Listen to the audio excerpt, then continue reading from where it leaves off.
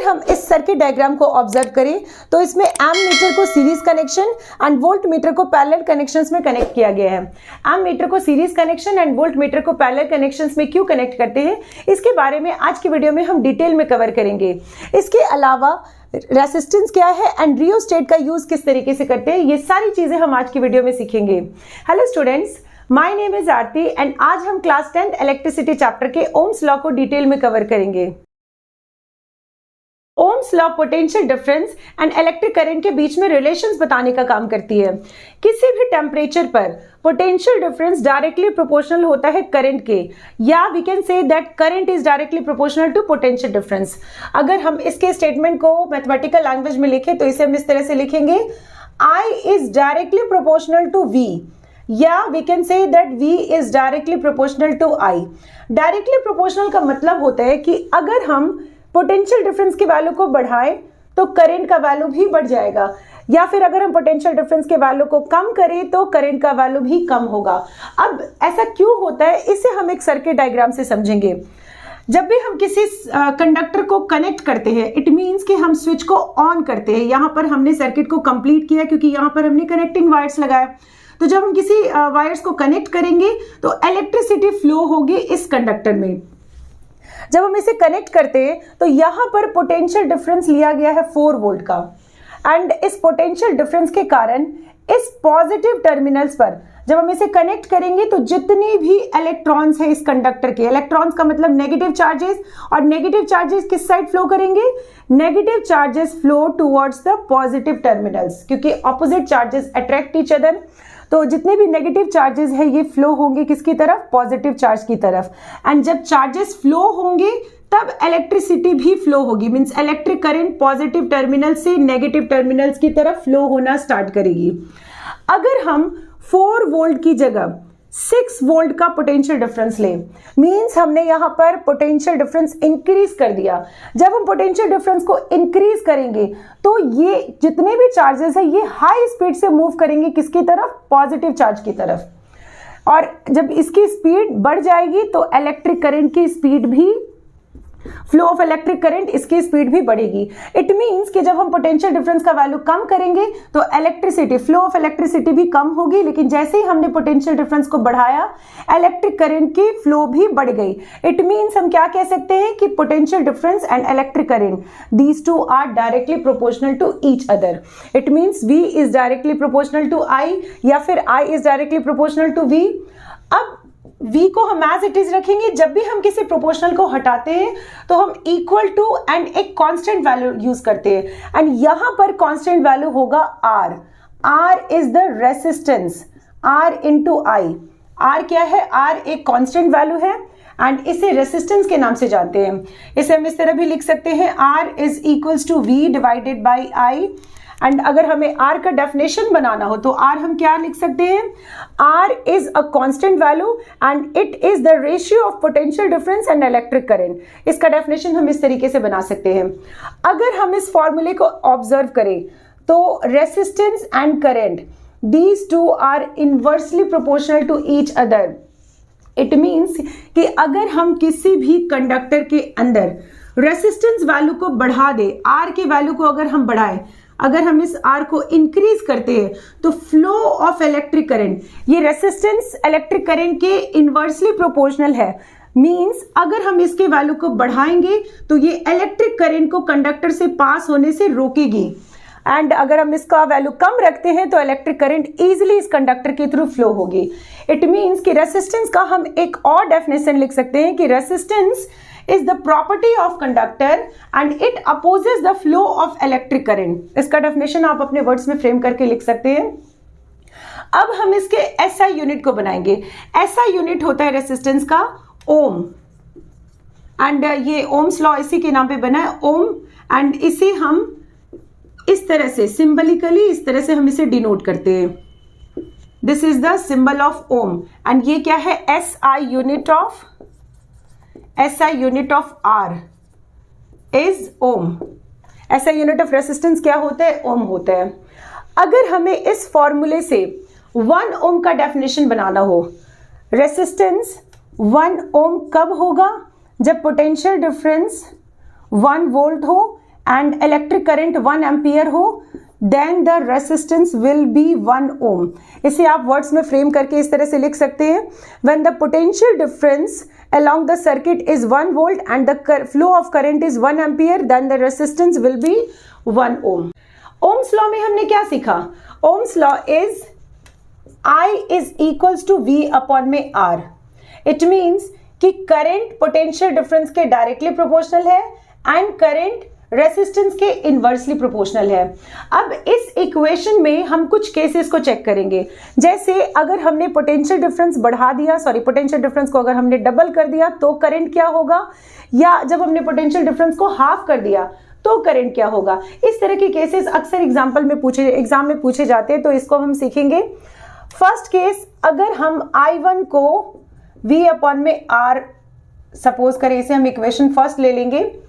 Second case में अगर हमने पोटेंशियल डिफरेंस का वैल्यू डबल कर दिया, यहां पर V था और सेकेंड वैल्यू हम क्या लेंगे, 2V लेंगे, तो ये आएगा 2V अपॉन में R। इसमें हमें थर्ड वैल्यू को कांस्टेंट रखना होगा। हमने सिर्फ पोटेंशियल डिफरेंस को डबल किया, रेसिस्टेंस को डबल नहीं करेंगे हम। तो इस केस में करंट क्या होगा, इसे हम इस तरह से लिखेंगे, I2 is equals to 2 into V upon में R। इट मीन्स ये होगा 2 इंटू V अपॉन में R के बदले हम क्या लिख सकते हैं, V अपॉन में R के बदले हम I1 लिख सकते हैं। यानी इसमें हम इस तरह से स्टेटमेंट लिख सकते हैं कि if potential difference is double then current is also doubled. अगर हम पोटेंशियल डिफरेंस को हाफ कर दें, अगर हम V को V अपॉन में 2 लें तो करंट क्या होगा। इसे जब हम सॉल्व करेंगे तो ये कुछ इस तरह से आएगा, V divided by 2R। It means 1/2 into V upon में R। And now next I2 is equals to क्या होगा, हाफ इंटू V अपॉन में R के बदले हम क्या लिख सकते हैं, V अपॉन R के बदले हम लिख सकते हैं I1। यानी I2 इज इक्वल्स टू क्या होगा, I1 divided by 2। It means कि अगर हम पोटेंशियल डिफरेंस को हाफ कर दें तो इलेक्ट्रिक करंट क्या होगा, इलेक्ट्रिक करंट भी हाफ होगा। एंड जब हम पोटेंशियल डिफरेंस को डबल करेंगे तो इलेक्ट्रिक करंट भी डबल होगा। इट मीन्स कि I is directly proportional to V। यानी इसको जब हम डबल करेंगे तो ये डबल होगा, इसको हाफ करेंगे तो ये भी हाफ होगा। नाउ नेक्स्ट, अब हम करेंगे इलेक्ट्रिक करंट एंड रेसिस्टेंस के बीच में। इसके लिए हमें पोटेंशियल डिफरेंस को कांस्टेंट रखना होगा। तो अगर हम I1 इज इक्वल्स टू, इसे इस तरह से ले, V डिवाइडेड बाई R ले, इसे हम फर्स्ट इक्वेशन लेंगे। अगर हम रेसिस्टेंस को डबल कर दें, यहां पर R है, नेक्स्ट केस में I2 के केस में सेकेंड करंट में हम इसमें रेसिस्टेंस को डबल करेंगे यानी 2R करेंगे, तो इलेक्ट्रिक करंट क्या आएगा, इसे हम सॉल्व करेंगे। I2 इज इक्वल्स टू, इसमें 1/2 को सेपरेट करेंगे एंड ये होगा V अपॉन में R। It means 1/2 into V upon R के बदले हम क्या लिख सकते हैं, V अपॉन R के बदले हम लिख सकते हैं I1। इट मीन्स कि I2 is equals to I1 divided by 2। यानी जब हमने रेसिस्टेंस को डबल किया, जब हमने 2R रेसिस्टेंस किया तो करंट क्या होगा, new current is half. Means जब हम इसे डबल करेंगे तो ये हाफ होगा। एंड अगर हम रेसिस्टेंस वैल्यू को हाफ ले, मीन्स V अपॉन में R की जगह हमें R अपॉन में 2 लेना है, तो इस केस में क्या होगा, V डिवाइडेड बाई ये 2 न्यूमरेटर में जाएगा, means 2V divided by R। And 2 को हम सेपरेट करेंगे एंड यहाँ पर हम V अपॉन में R इस तरह से लिखेंगे। Now next I2 is equals to होगा 2 इंटू V अपॉन R के बदले हम क्या लिखेंगे, V अपॉन R के बदले हम लिखेंगे I1। यानी अगर हम इसे देखें तो जब हमने रेसिस्टेंस को हाफ किया तो करंट क्या होगा, करंट होगा 2 इंटू I1, मीन्स डबल होगा। रेसिस्टेंस जब हम हाफ करेंगे तो करंट डबल होगा एंड रेसिस्टेंस को जब हम डबल करेंगे तो करंट क्या होगा, हाफ होगा। इट मीन्स कि I इज इनवर्सली हम 1 अपॉन में दिखाते हैं, 1 अपॉन में R means current is inversely proportional to resistance, या we can say that resistance is inversely proportional to electric current. अब नेक्स्ट हम V और I के बीच में ग्राफ ड्रॉ करना सीखेंगे। Potential difference and electric current ये दोनों एक दूसरे के डायरेक्टली प्रोपोर्शनल होते हैं। इसका ग्राफ ड्रॉ करने के लिए हमें इस टेबल को लेना है। इसमें जैसे जैसे हम I का वैल्यू बढ़ाते जाएंगे वैसे वैसे V का वैल्यू भी बढ़ता जाएगा। अब इसके ग्राफ को जब हमें ड्रॉ करना है तो I को हम Y एक्सिस लेंगे एंड V को हम X एक्सिस लेंगे। वैसे हम I को X एक्सिस भी ले सकते हैं एंड V को Y एक्सिस भी ले सकते हैं, किसी भी तरीके से ले सकते हैं। अब इसका हमें ग्राफ ड्रॉ करना है। इसका फर्स्ट वैल्यू है 0.05। 0.05 मीन्स ये 0 एंड 0.1 के बीच में होगा, मीन्स यहाँ पर हम कुछ लेंगे रफली। Next is 0.10। 0.10 का मतलब simply 0.1। Next is 0.20। 0.20 means 0.2। Next is 0.30 यानी सिंपली 0.3। इसके बाद है 0.4 यानी इसे हम यहाँ लेंगे। ठीक इसी तरह से 0.85 ये 0 और 1 के बीच में होगा, 0.85। नेक्स्ट इज 1.70 यानी 1 और 2 के बीच में हम यहाँ पर लेंगे कुछ। Next is 3.5। 3 और 4 के बीच का जो वैल्यू होगा 3.5 होगा।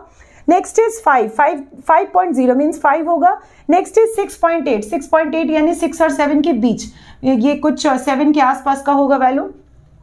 अब इसमें इन दोनों वैल्यूज को हम मिलाते जाएंगे, इसको और इसको, इन दोनों को मिलाएंगे तो A पॉइंट आएगा, इन दोनों वैल्यूज को मिलाएंगे तो B पॉइंट आएगा। नेक्स्ट इज 0.2 एंड 3.5 एंड 0.2 को मिलाएंगे तो C पॉइंट आएगा। फिर 0.30 3 एंड 5 इन दोनों वैल्यूज को मिलाएंगे तो D point. Next is 0.4 and 6.8 इन दोनों को जब हम मिलाएंगे तो E पॉइंट आएगा। नेक्स्ट हमें क्या करना है, इन सारे पॉइंट्स को मिलाना है तो ये एक स्ट्रेट लाइन का फॉर्मेशन होगा। यानी इस टेबल का जब हम ग्राफ ड्रॉ करते हैं तो V और I के बीच में क्या आ रहा है, एक स्ट्रेट लाइन आ रहा है। इट मींस कि the nature of graph of V and I, V और I के बीच में जब हम ग्राफ ड्रॉ करेंगे तो ये ऑलवेज स्ट्रेट लाइन होगा।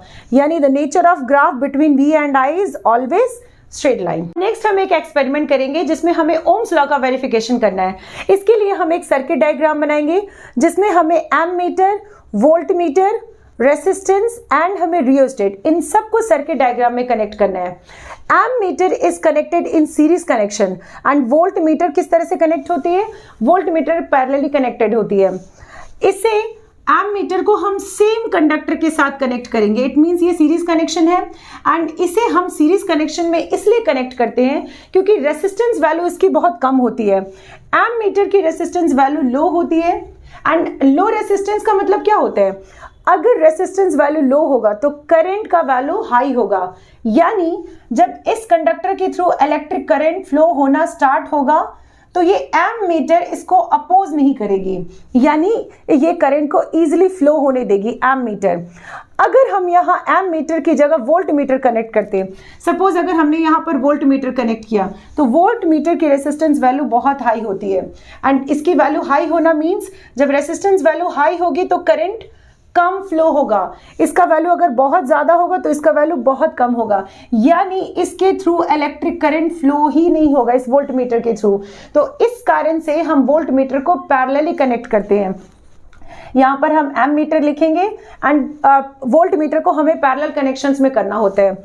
जब इलेक्ट्रिक करंट इस कंडक्टर के थ्रू फ्लो होगी तो ये एमीटर के थ्रू इजीली पास होगी, लेकिन जब ये इधर की ओर जाएगी तो ये वोल्टमीटर इसको पास ही नहीं होने देगी, यानी ये फिर इधर ना जाकर सीधी यहाँ से फिर ऐसे निकल जाएगी एंड फिर ये इधर से इस टर्मिनल्स की तरफ, नेगेटिव टर्मिनल्स की तरफ वापस आएगी। पॉजिटिव टर्मिनल से फ्लो होकर नेगेटिव टर्मिनल्स की तरफ वापस आएगी।